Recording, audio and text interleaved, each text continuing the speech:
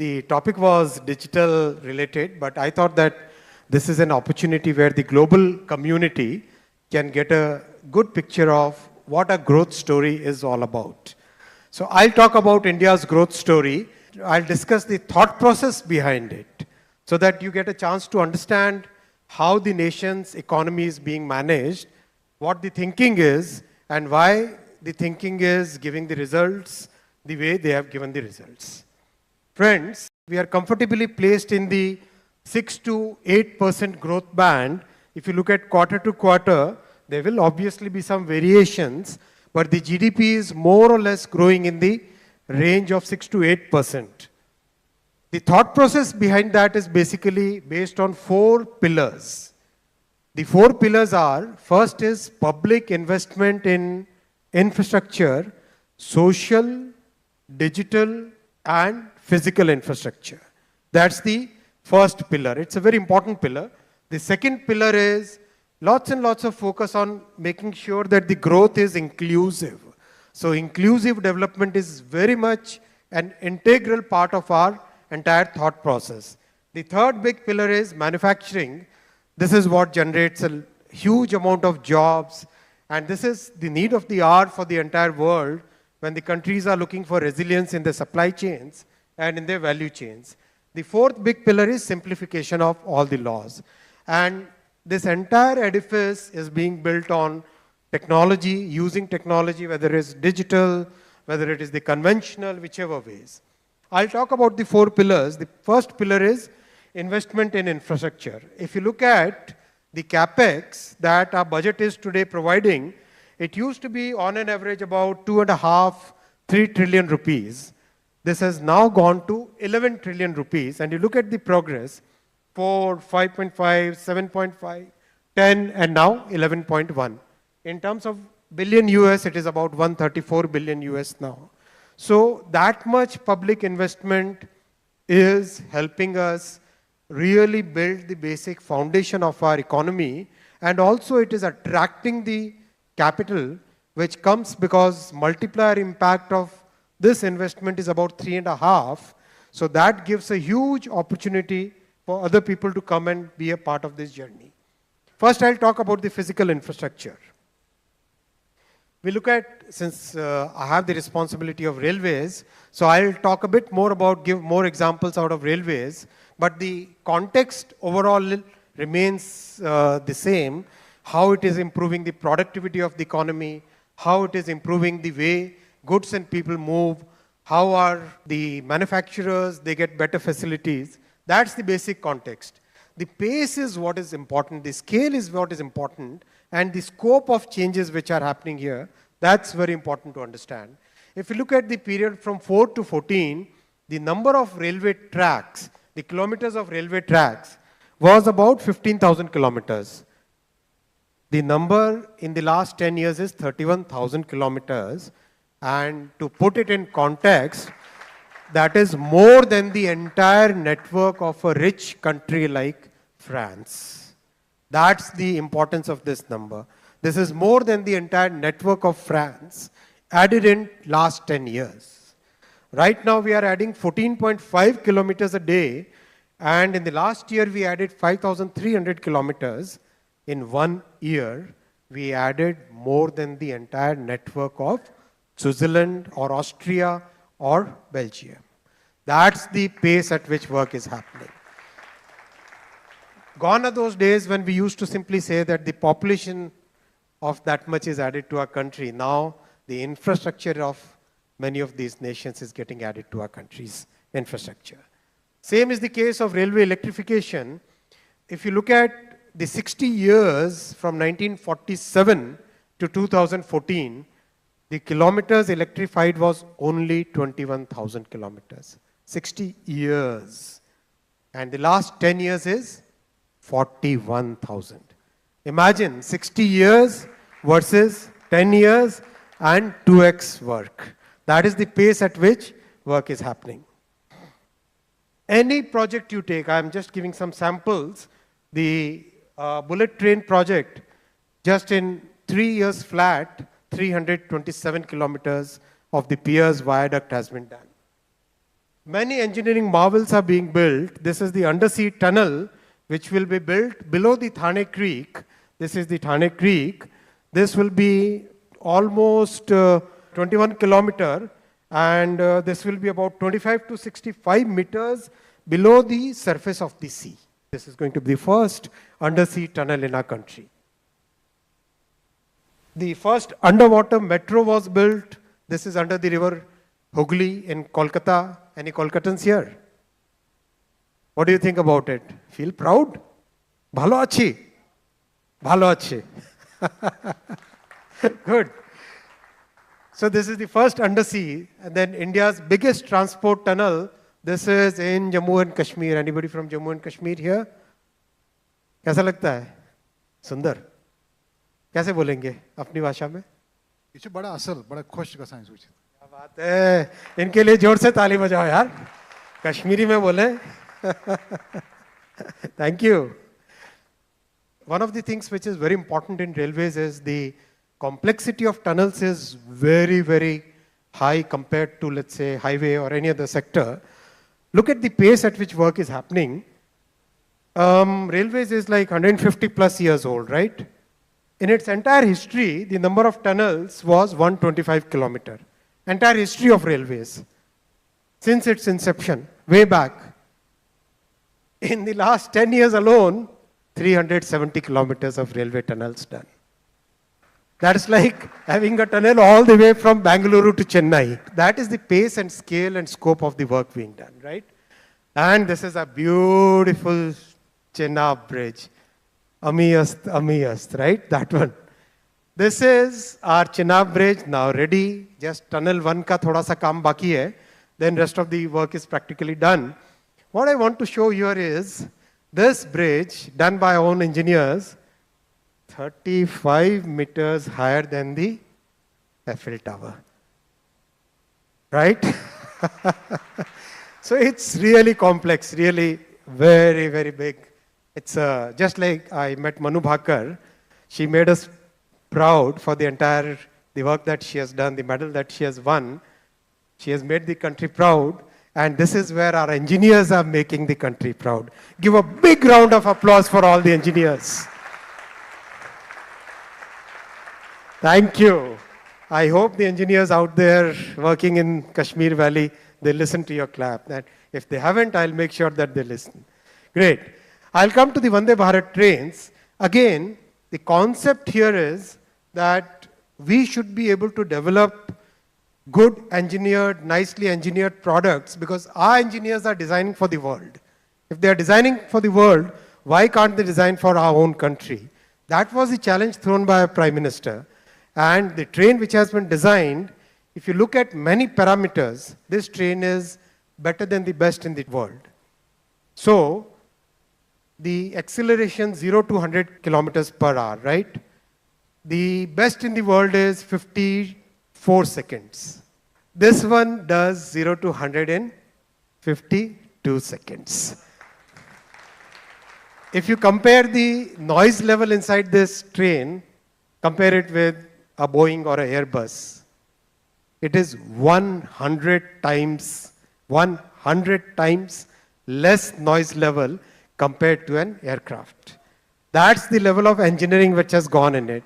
You must have seen some videos where when we are testing this train at 180 kilometers per hour and we kept a glass of water, the water doesn't spill. Glass nahi hilta hai, lekin dunya hil jati hai, right? Beautiful train. Now the Vande Sleeper has been designed, constructed. Within next 7 days, the trials will start. Today already Honorable Prime Minister announced it in his speech. Again, lots and lots of efforts on making sure that we get the trains for all the classes of the society. Because there is a technical challenge when you go beyond 100 kmph speeds, then you can't have non-air conditioned trains. Because the wind, the air envelope which gets created around a train, it will cause lots of air to come inside if the windows are open and the door is open, and the train can become unstable. So that's why for 100 kmph non-air conditioned trains, we have designed a special train called Amrit Bharat train. Again, absolutely world-class features, very safe, and made sure that a person who wishes to travel at 450 rupees for 1500 kilometers, $5 for a 1500 kilometer long journey. That's the thought process that we have, where we have to make sure that every section of the society is getting the best. So this focus continues in the third term. The focus on making sure that the infrastructure, what we want to give to the next generation of our country, we should be able to do that hard work today and make sure that the next generation gets a better country. That's the thinking, and that's why since June 2024, since the elections results came in, already our Prime Minister has approved projects worth 2 trillion rupees. Already projects worth 2 trillion rupees have been approved, and yesterday the Vadhavan port foundation stone was also laid. So this is in practically every sector, whether it is railway, highway, port, airports, metros, every sector. We are also focusing on creating world-class manufacturing infrastructure. So 12 new industrial smart cities have been approved. I won't walk you through the entire details, but the slides will be available for you. This is Khurpia, Uttarakhand, Punjab, Uttar Pradesh, again Uttar Pradesh, Bihar, Maharashtra, Rajasthan, Andhra, Telangana, Kerala, practically every part of the country, and lots of thinking has gone behind this. Whatever we have learned from the past experiences of SEZ, whatever focus we tried to put on Delhi-Mumbai Industrial Corridor, all those lessons have been incorporated while these projects have been approved. Now I'll come to the digital part of the infrastructure. You're aware of India's stack, which is again a very interesting, the concept is like this. From the public investment, we create a platform. This is the platform. This is an example of the UPI. The same concept can be built over many other things. So we have this platform. Every stakeholder joins this platform, whether they are the banks, the e-wallets, the digital identity is fundamental part of it, merchants, startups, e-commerce, enterprises, and our fellow citizens, the users. So look at the whole concept. Our Prime Minister says, we must make sure that technology reaches every common citizen of the country. We must make sure that our thought process is for democratizing technology. We must make sure that the big tech doesn't have monopoly on technology. We must make sure that every person with a good idea gets an opportunity to test that idea and build something upon it. That's the thought process which has gone behind this kind of architecture.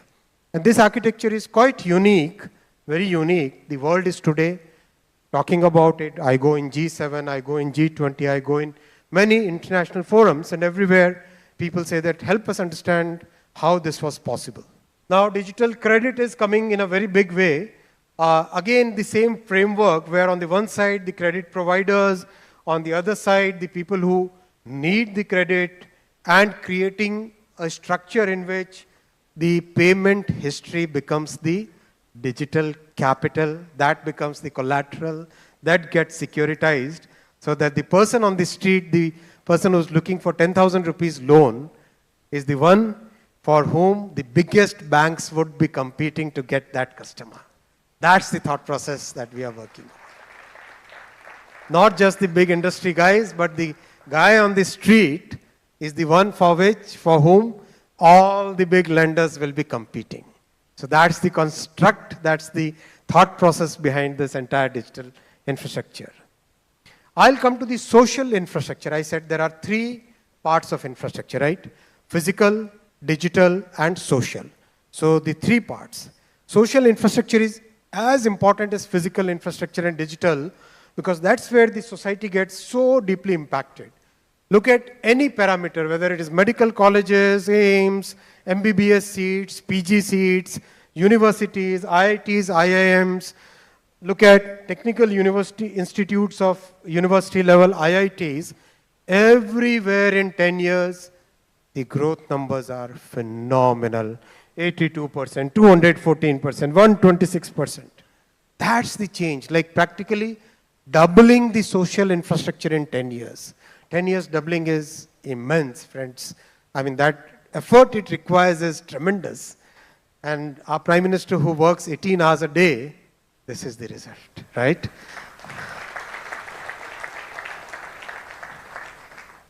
I'll come to the second pillar of inclusive growth. The scale of inclusivity, the span of the number of families that we have touched, the kind of lasting impact we have made in their lives, that is what is demonstrated here in very few slides. We all know about the world's biggest vaccination drive. Amazing efficiency, fully digital, and very, very good example of cooperative federalism. 4 crore, which is 40 million houses constructed, 40 million houses constructed for the poor and underprivileged. And now 3 crore, 30 million more houses already approved in the first 100 days of Prime Minister Modi ji's historic third term. That's the change we are bringing in the ordinary person's life. 12 crore toilets. I mean, nobody thought that a Prime Minister would speak from the Red Fort about toilets, about sanitary pads, about cleanliness, but this is a Prime Minister who has come from the grassroots and he understands what is needed at the grassroots level. He doesn't have to go and, get a photo opportunity with somebody to understand the poor family's strata, right? He understands it because he has lived that. And that's why this focus on inclusivity. Access to water for 14 crore households. This would be about 140 million, right? That's like every household in US getting a tap water connection. That's the kind of effort that has gone in. 100 million families getting their gas connection, changing their habits of cooking using wood stoves to a gas stove, right? 100 million families. Free ration month after month to 80 crore, 800 million people. Flawless distribution. Imagine in our complexity. Free medical treatment, practically every aspect of the life of a citizen who has been left out of the economic journey for many, many decades is now being touched. That's inclusivity. I don't think there is any other program in the world which is as big in the scale of inclusivity as what Prime Minister Modi ji's first and second term has done. The third pillar of our growth story is focus on manufacturing. We know manufacturing provides jobs and it's a very important segment which has remained neglected for many decades. Many examples are there. One of the examples, part of my responsibility, is mobile phone manufacturing. We all know from practically minuscule to a large number today, almost 50 billion plus, and almost 99.1% of all the mobile phones that we use in India are today made in India. And this year, Apple will be manufacturing their latest model in India. Right? So that's the drive up the learning curve. That's the way things have evolved. Electronics manufacturing, again, gone up to 105. The number is wrongly written here. It's 105 billion US. And now we are going for the component ecosystem. We are preparing a program where the component ecosystem can also now come in the way electronics and mobile manufacturing has come in. Same electronics exports once again have become the top 5 items in the entire export basket of India. So the employment in manufacturing, semiconductors again, something that we wanted to do since 1962 to be precise, when Nehruji was the Prime Minister. That time we have been trying to do. Finally we succeeded in Prime Minister Modi ji's term after 60 years. And today we have 4 units which are under construction at this point of time. And again, we are looking at complete ecosystem. We are just not looking at the fab, but we're looking at design, fab, ATMP, creating the talent pool and making sure that the entire supply ecosystem comes to India. I'm sure you have seen practically every part of the ecosystem we are bringing here. By now we have signed MOUs with 113 universities where we are providing the EDA tools and we are making sure that the course curriculum is current, it is as per today's technologies and needs, right? Construction is going at very fast pace. I'll come to the fourth pillar, which is simplification. Very huge focus on simplification, and many examples are there. I know that we need to do a lot more on this, and this is like something which we need to continue to have a laser sharp focus. But some of the examples are, in the case of telecom tower, the average time it used to take was 236 days for getting the permission. The average time that is required today is 7 days. Imagine the journey from where we were and where we are now, right? That's the kind of pace at which work has happened. Close to 1,500 laws have been removed from the statute book. Many new comprehensive laws have been brought, but a lot more to be done on this front, right? I would like to end with a thought in the audience, especially the global audience. We are a very young nation today. Our median age is 37 years. We have a large workforce which basically is very young, very amenable to new talent, amenable to skilling, learning. By the time we reach 100 years of our independence, 2047, we will continue to remain a very young age, young population, with a median age of 37 years. What I want to tell you is that the next 25 years and the years beyond that, those are the decades of India. Those are the years when the best of our country has to come. The foundation that Prime Minister Modi ji has laid in the last 10 years and the hard work that we will be putting in these 5 years, our Prime Minister has given us a challenge. This is the third term. हमें 3 गुना ज़्यादा मेहनत करनी है. We must put 3 times more effort than what we have put in the last 10 years. And I request all of you to be a part of this journey. I request each one of your organizations to join our Prime Minister's call for putting in 3 times more effort. Ready for that? Are you ready for that? Please stand up and give a strong answer to this if you are ready for the 3 times extra hard work. Are you ready for that? Are you ready for that? Thank you very much. When you are ready for that, the country will continue to grow in the 6 to 8% band, more on the upper side of it, right?